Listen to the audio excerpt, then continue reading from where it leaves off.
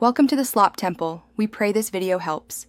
You start by confirming your Videocon TV model and that firmware is current, because the feature needs the right firmware for compatibility.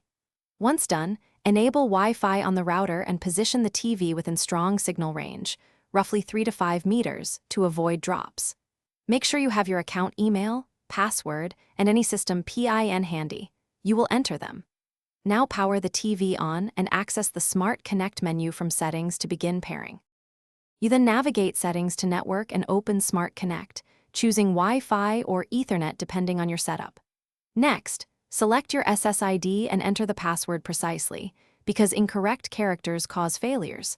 Allow any permission prompts for network access. After the TV connects, pick the device profile that matches your streaming habits to optimize bandwidth.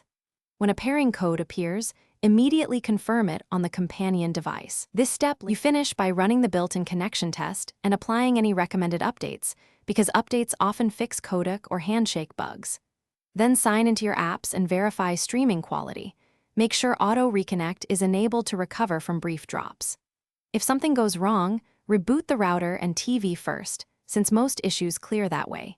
Next, check for IP conflicts or disabled DHCP in the router, because static address errors commonly block Smart Connect from completing.